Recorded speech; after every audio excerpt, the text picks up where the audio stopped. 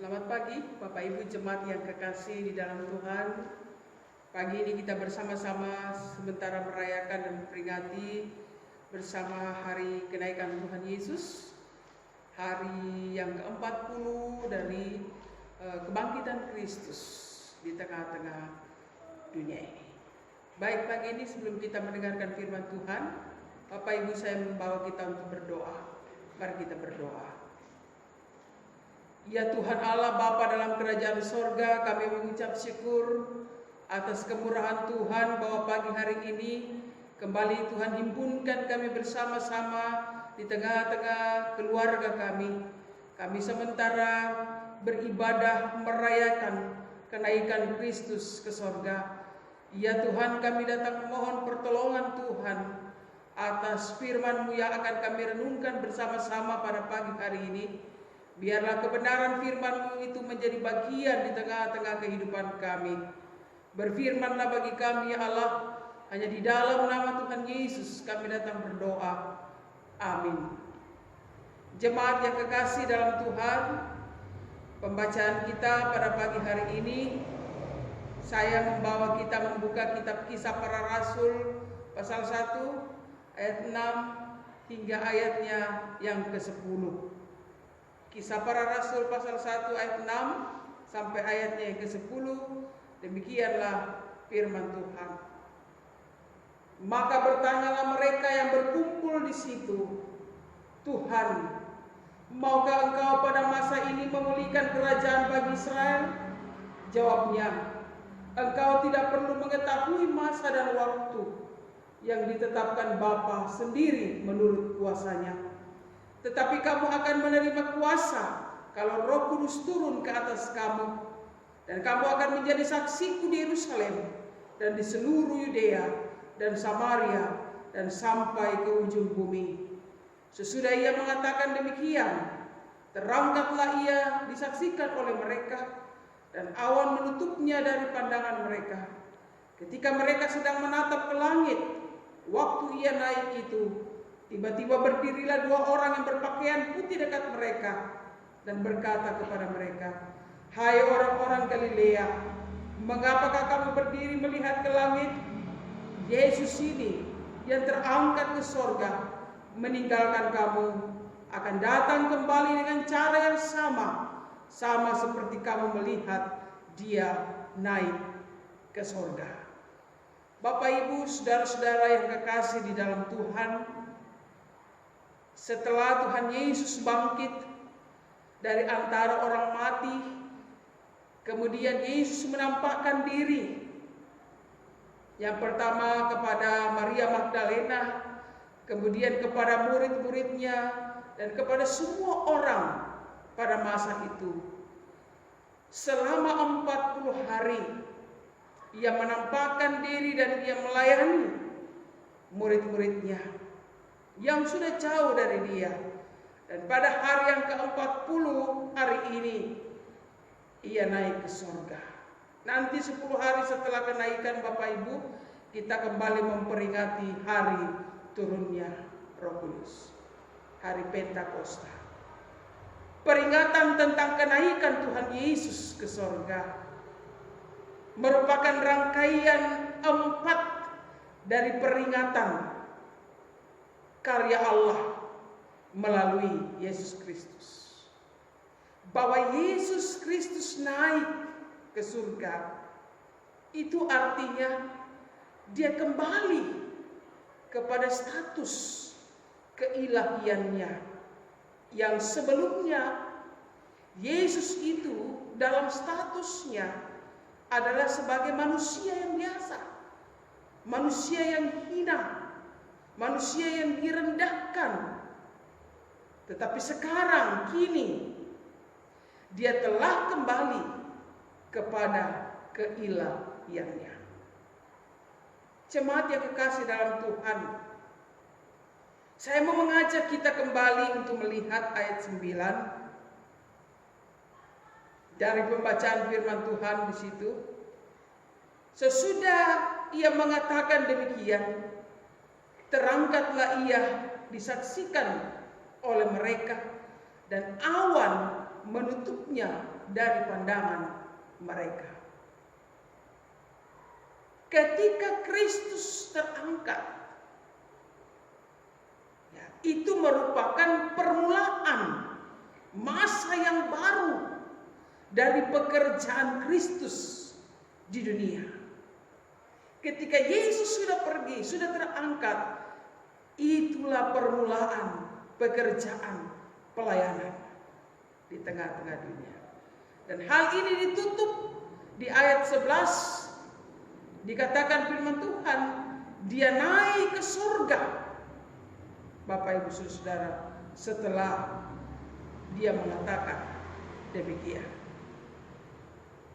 Pagi ini saya membawa kita untuk merenungkan ada 3 hal berkaitan dengan kita merayakan hari kenaikan Yesus Kristus ke surga hari ini, pagi ini. Yang pertama, 3 hal itu yang berkaitan dengan kenaikan Yesus ke surga yang kita peringati hari ini.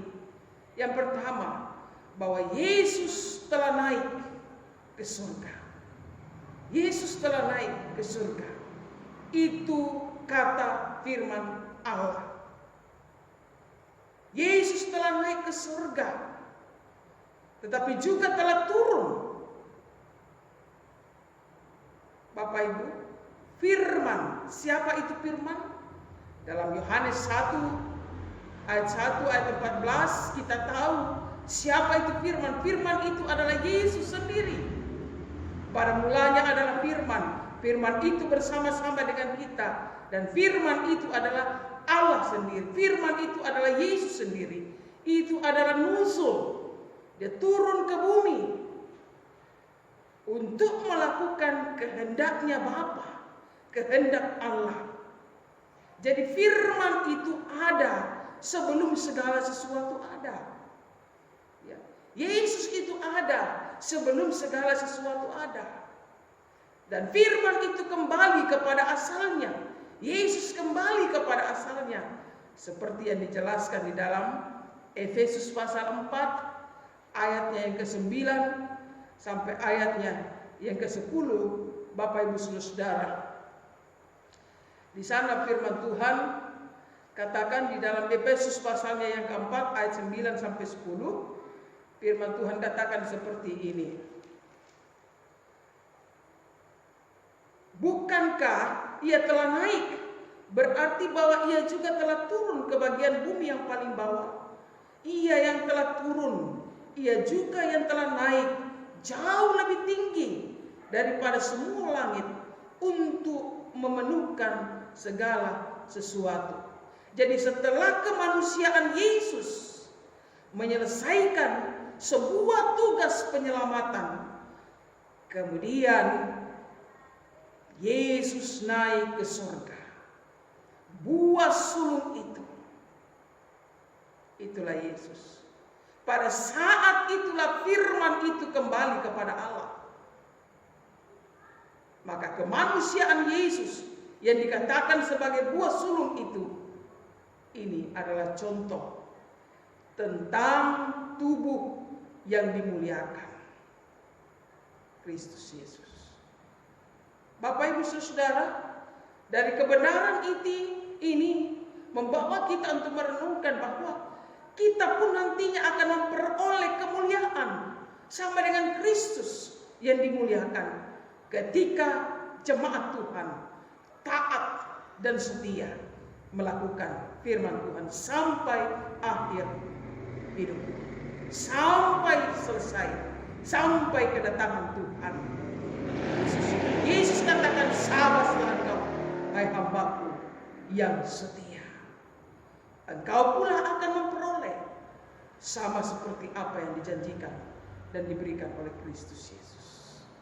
Yang kedua, Bapak Ibu Saudara, yang berkaitan dengan kenaikan Kristus Yesus yang kita rayakan pada pagi ini, bahwa Yesus naik ke surga untuk memberi kesempatan kepada murid-muridnya dan kepada kita sekalian pagi ini di rumah masing-masing untuk melakukan tugasnya di dunia, tugas Yesus di dunia.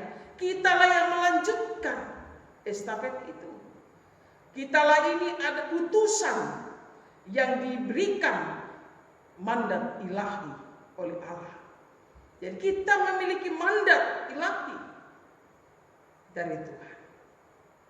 Jemaat yang saya kasih dalam Tuhan. Jadi saat ini kita harus melakukan apa yang Yesus mandatkan bagi kita. Jangan tunggu waktu saat ini. Karena itu merupakan satu kesempatan bagi kita. Ya. Ini tentang perjalanan kehidupan kita. Ya. Kita diberikan kesempatan oleh Allah selama kita hidup. Ketika Yesus naik ke sorga,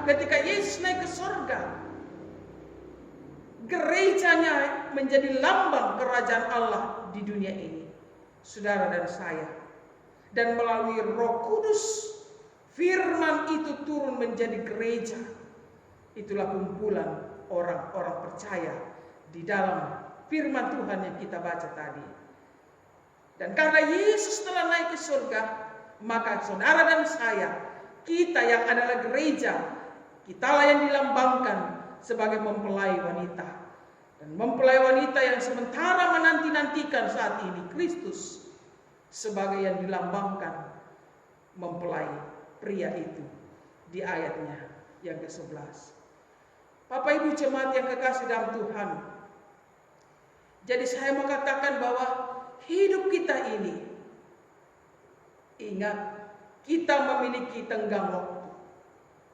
Meskipun kita tidak mengetahui batas akhir dari perjalanan kehidupan kita, tetapi ingatlah bahwa saatnya pasti akan tiba. Ya. Oleh karena itu, kita harus pahami, entah itu karena usia, entah karena sakit penyakit, ataupun kelelahan atau kecelakaan, bila saat itu tiba, tentu kita tidak akan mungkin bisa mengulang hidup kita lagi. Jemaat, tidak selamanya kita kuat, tidak selamanya kita mudah, tidak selamanya kita jaya, tidak selamanya kita hidup. Karena itu gunakanlah dengan baik kesempatan yang Tuhan masih berikan bagi kita hari ini. Ada lagu ya, katakan, hidup ini adalah kesempatan, hidup ini untuk melayani Tuhan. Jangan sia-siakan waktu yang Tuhan beri. Hidup ini harus jadi berkah. Jadi bukan berapa lama kita hidup, tetapi bagaimana kita menggunakan waktu itu sekarang ini. Gunakanlah kesempatan ini untuk membalas cinta kasih Tuhan. Kesempatan dipakai untuk menjadi berkat. Kesempatan memiliki kehidupan yang berbuah lebih. Kesempatan untuk hidup benar dan hidup dengan sungguh-sungguh. Inilah yang harus kita lakukan dalam menantikan akan kedatangan mempelai pria itu. Inilah yang menjadi pegangan iman bagi kita, bahwa ia telah naik dan akan datang kembali. Kapan itu kita tidak tahu. Hal ini pun tertuang dalam pengakuan iman rasuli kita, bahwa dia akan datang kedua kali. Lalu bagaimana kedatangannya itu? Kedatangannya, kata firman Tuhan, sama dengan ketika dia naik. Semua orang akan melihatnya. Orang percaya, orang tidak percaya, hingga awan menutupinya. Tidak disembunyikan kedatangannya. Semua akan melihatnya. Apa yang dikatakan, yang dimaksudkan dengan kata Yesus ini di ayat itu, Bapak Ibu Saudara, tidak lain dijelaskan di situ, bahwa yang akan datang nanti adalah Yesus. Yesus ini bukan berarti ada Yesus yang lain, tetapi dialah firman yang telah menjadi manusia itu. itulah Yesus akan datang kembali. Yang ketiga, Bapak Ibu, berkaitan dengan kenaikan Tuhan Yesus. Dijelaskan bagi kita bahwa Yesus itu adalah pernyataan dari kehadiran kerajaan Allah. Jemaat yang kekasih dalam Tuhan, dalam ayat yang ke-8 di sini, di dalam firman Tuhan yang kita sudah baca bersama-sama, Bapak Ibu Saudara, dikatakan bahwa tugas para murid selanjutnya adalah menjadi saksinya di bumi ini. Demikian tugas kita semua pada masa kini, bukan hanya para pendeta, para penatua dan sebagainya. Karena saudara dan saya, kita semua telah menerima pengajaran, menerima teladan dari Yesus. Bahkan keselamatan sudah dianugerahkan bagi kita. Dan karena itu berita itu adalah Yesus sendirilah kerajaan Allah itu. Seperti yang dijelaskan pada ayatnya yang ketiga, firman Tuhan katakan, kepada mereka yang menunjukkan dirinya setelah penderitaannya selesai, dan dengan banyak tanda ia membuktikan bahwa ia hidup, sebab selama 40 hari ia berulang-ulang menampakkan diri dan berbicara kepada mereka tentang kerajaan Allah. Jadi kerajaan Allah itu sudah hadir. Kerajaan Allah itu sudah ada, Bapak Ibu Saudara, saat ini. Mungkin ada yang bertanya-tanya, bagaimana dengan doa Bapa kami? Di dalam doa Bapa kami itu di sana dikatakan bahwa datanglah kerajaan-Mu. Berarti kalimat ini bukan, ya, bagaimana itu? Saya mau katakan Bapak Ibu Saudara, jangan bingung. Kalimat datanglah kerajaan-Mu dalam doa Bapa kami itu bukan, ya, bukan berarti bahwa kerajaan Allah itu belum tiba, tidak, ya. Tetapi kalimat di sana sesungguhnya mengandung arti mendorong kita supaya kita menghadirkan kerajaan Allah di tengah-tengah dunia ini, yaitu lingkungan kita masing-masing, tempat kerja kita masing-masing, dan juga kepada orang-orang yang belum mengenal dan percaya kepada Yesus Kristus. Bapak Ibu Saudara, apa tanda-tanda orang yang belum mengenal Yesus? Banyak sekali, saya tidak perlu jelaskan, ya. Tetapi apa tanda-tanda kerajaan Allah itu telah hadir? Tandanya adalah jika ada damai sejahtera di sekeliling kita. Jika rumah tangga kita ada damai sejahtera, itulah kerajaan Allah hadir. Jika kebersamaan kita dengan orang lain menyatakan damai sejahtera, kerajaan Allah hadir di situ. Dengan kata lain, saudara dan saya dipanggil, kita harus menjadi berkat bagi semua orang. Gereja harus menjadi berkat bagi orang-orang yang belum percaya. Secara umum Yesus berkata, kepadaku telah diberikan segala kuasa di surga dan di bumi. Pergilah, jadikanlah mereka murid-muridku, dan baptislah mereka dalam nama Bapa, Anak, dan Roh Kudus. Jadi kehadiran kita itu menunjukkan panggilan Allah bagi setiap orang percaya. Dengan demikian, jemaat yang kekasih dalam Tuhan, sebagai murid-murid Kristus dan selaku orang percaya, saudara dan saya, Bapak Ibu semua, kita harus memiliki pengajaran yang kokoh, yang kuat tentang Kristus, sehingga kita bisa bertahan dalam dunia ini. Kita mampu menjadi Allah Tuhan, karam dan terang, saksi Kristus, melayani, menyampaikan firman-Nya, menyampaikan keselamatan kepada orang-orang yang belum percaya. Dan kita harus siap menanti-nantikan kedatangannya seperti yang dilakukan oleh para rasul, ayat 12 dan 13. Dan kemudian ditutup dengan ayat yang ke-14.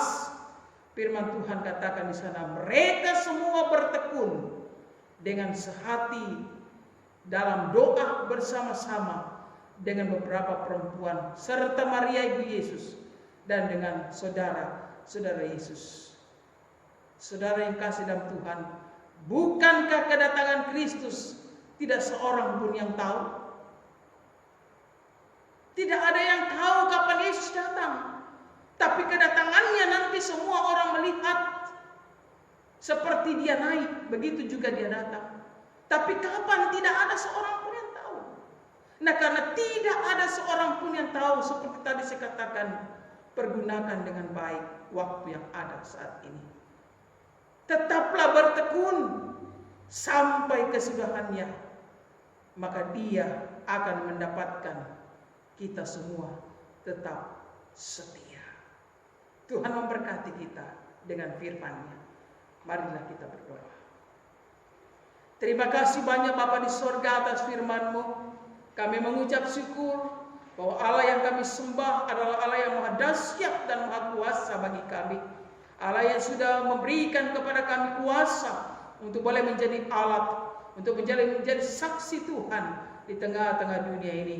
Dalam pada itu Tuhan, Engkau mengajarkan dan mengingatkan kami akan kedatangan-Mu kali yang kedua. Dan kami sementara menanti-nantikan. Dalam penantian kami ini, Tuhan tuntun kami supaya kami menjadi umat-Mu yang taat dan setia, menjadi saksi-saksi Tuhan, menghadirkan kerajaan Allah dalam rumah tangga kami, dalam persekutuan kami, di tengah lingkungan pekerjaan kami, di mana saja Tuhan. Biarlah kehidupan ini menyenangkan dan mempermuliakan nama Tuhan. Biarlah kami menjadi saksi Tuhan, menjadi alat keberkatan di dalam tangan Tuhan. Kami mengucap syukur atas firman-Mu Bapa di dalam nama Tuhan Yesus. Amin. Tuhan memberkati.